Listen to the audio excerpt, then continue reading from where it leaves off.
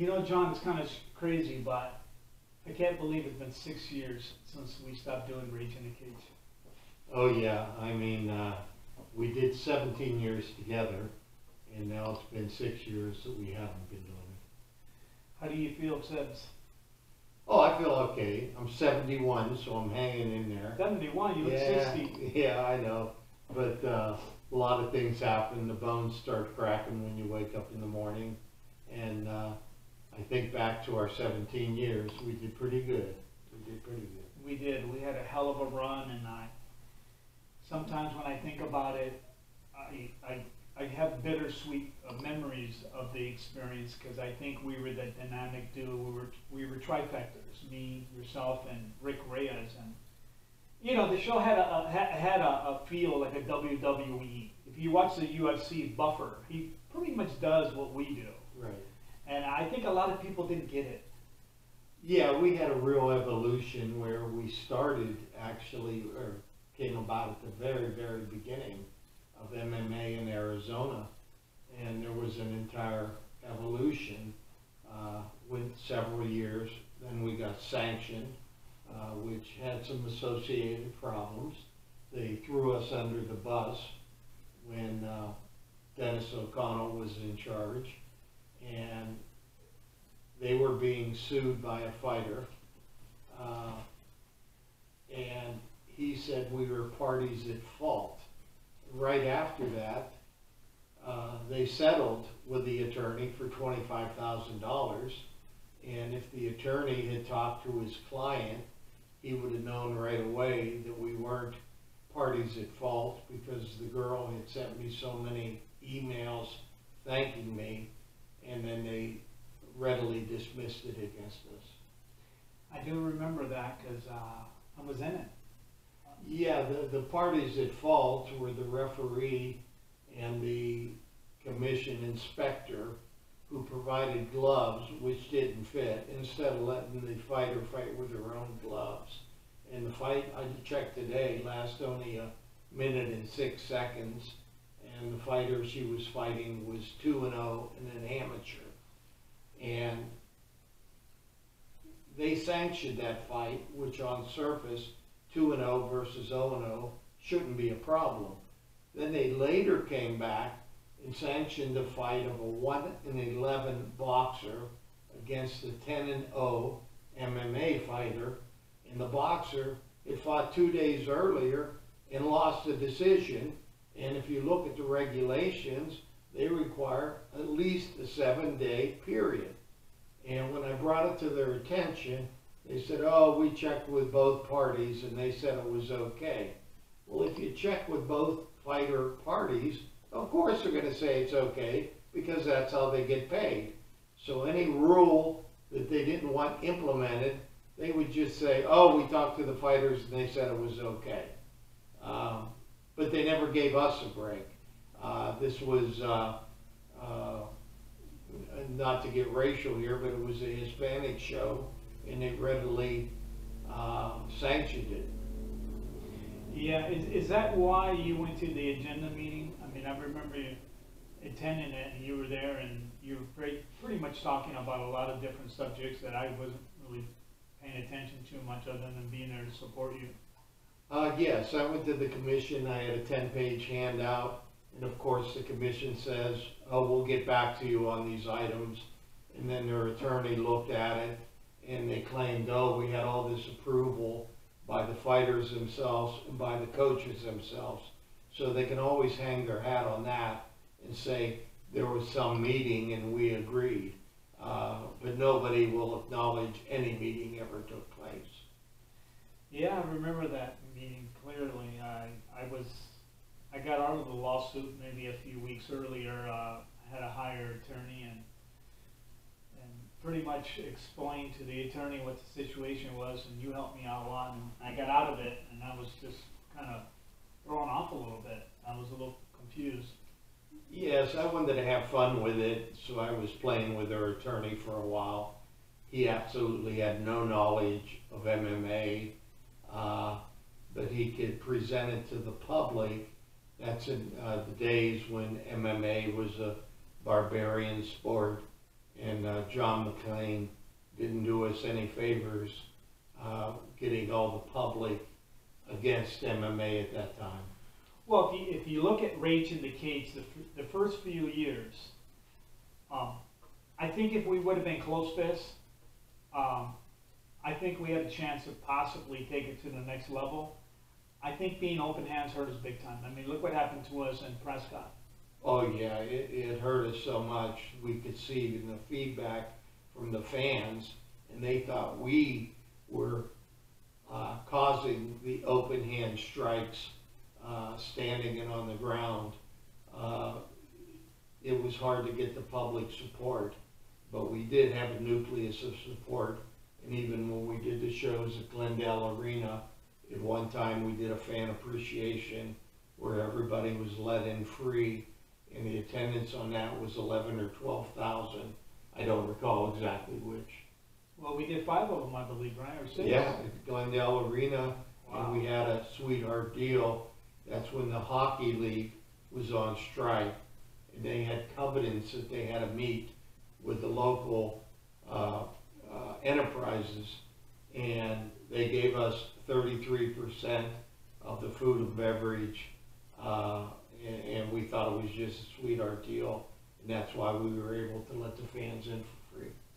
Yeah, I was shocked when they pretty much told me that we no longer can have the events there, because I believe there was a new management team that came in, and at the time, you know, this was probably 05, 06, they looked at MMA as a barbaric sport, and but the current management was really happy with the event, and it killed me when we left. But we went to the casinos that weren't as good, but it was good. Oh yeah, I mean, we did 5 shows at Glendale Arena. If memory serves me correct, we did 12 shows in Tucson, and we would have still been doing shows at Glendale Arena, but the hockey team settled. They got the hockey team back. They were able to meet their covenants with the hockey team, and they no longer needed us. Yeah, that was a crazy, crazy, exciting time. I mean, I still remember the first show at Glendale Arena when I had no idea what the attendance was going to be, and then when I walked out of the lower level of the arena, when I walked up, I just couldn't believe what I was seeing. It was unbelievable. Yeah, they curtained off the upper decks, and the lower bowl does seat about 12,000. So Roland walked out, and it was the biggest crowd in North America at that time, other than the UFC.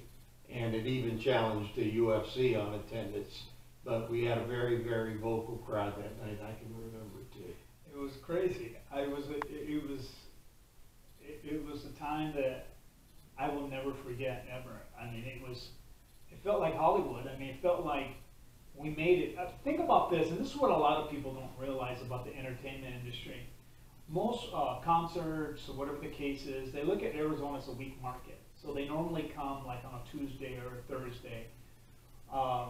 So to do what we did, I thought it was pretty incredible. We were kind of hanging in there a little bit with the Rattlers and the WNBA. I mean, we were so close to being a household name in Arizona. Yeah, I look back with very fond memories. I had a deal with over 2,000 fighters, a show a month at that time, and it was quite busy and quite hectic when you remember all the fighters involved. And I can count on one hand the fighters that I didn't like. I mean, so there you have it, 2,000 fighters that had interesting histories, but dealing with everything involved, it was quite a journey. You know, this is my opinion. I think you are possibly one of the greatest, but if not the greatest matchmaker in MMA history. That I don't think a lot of people really understood what you were going through. We had a small budget. You worked full time at Honeywell, right? Boeing, you know, something like that. And the passion that you had it was a labor of love. I mean, there were shows sometimes that I didn't even pay you because we just ran into a bad night. All of a sudden, the UFC changed the date, same date as us, or whatever the case was. You know, we ran into some little bumps. It was an emotional roller coaster for me, financially too, at times. It sure was. Roland, you're one of the only ones that know what I accomplished. I don't have, I mean, you can search the internet, there's a few stories on there, but I feel like you as a promoter and me as a matchmaker never got the fruits of our labor, let me put it that way. That we should have been bigger, but there were all kinds of things involved which constrained us. Yeah, yeah. I also believe that Rick Reyes, if you look at Buffer, Rick once told me this, that he stole that line from him. I didn't know this, but Rick Reyes and Buffer had an MC contest once, and Rick Reyes actually beat him. My personal opinion, they're very similar, but I'm going to be biased, but I got to go with Rick Reyes. I mean, us three, we were so incredible. I mean, what a lot of people don't realize, John, that when I was on the microphone, it was a show. That's all it was. It's not really me. I'm actually kind of quiet. A lot of people don't know that about me.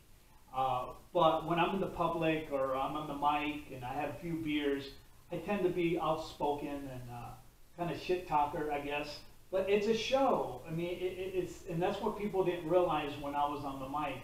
But I think with time, I think we started to win the people over. They started to get it. You know, people, I think, couldn't wait for the beginning of the show to see what I was going to say or Rick was going to say. It was just a dialogue. That's all it was. Right. We'd have 12 fights or less, and some of the fights would only last 2 minutes for a 3-hour show. So you and Rick had to be on the mic, entertaining the fans for the 3 hours that they're going to be there. And it was very, very good entertainment. I can remember we always debated how much the seats would be. And I can't remember, we probably had 12, 14 venues all throughout the state of Arizona. We took the show on the road to Tucson, down south. We took it up north to Prescott. We took it east to New Mexico, where we did 3 shows. And I don't think we made it to Vegas, but that would have been our Western show if we had made it to Vegas. Well, that New Mexico show we did, we sold it out. Pretty Right, much. we did 3 shows in New Mexico, and we were a little concerned going into Jackson territory, but it was fun. We flew out there. I don't know if Roland flew or drove or what he did, but we would appear the night before the show, drink and eat and have a good time. Yeah, I remember that night. We were at the casino the night before, and then we had the big, I don't know, that big prom we had in the parking lot with a few fighters. It was crazy, but it was really exciting. I mean, I'll never forget the New Mexico show. I thought New Mexico was definitely us. I thought that fight fan was definitely us. I also think Arizona was us. I mean, I thought the Arizona fans, considering competition on television or other sports events, I thought the Arizona fans were okay. Yeah. Yeah, I'm amazed that we did shows, low-level shows, high-level shows. We did shows at Casa Grande. That's right. I can't even remember. There's a big warehouse there or whatever. The Pinal Fairgrounds. Yeah, the fairgrounds that we did the shows. Cain Vasquez used to go to that, I heard. Yeah. I didn't know that. Yeah, oh, I didn't know that either. Cain Vasquez is a UFC guy. Right. And I mean, we sent over 50 guys to the UFC, including Justin Gaethje and Dominic Cruz. Right. That's the name of you. Yeah, he's the champion. Gastelum. And it's just amazing that we sent 50 people there. And even Eldano, who passed away in a swimming accident. And I just like, he was a good heavyweight. And I remember seeing him with Roland in his corner doing a UFC fight. Well, there you have 5 fans.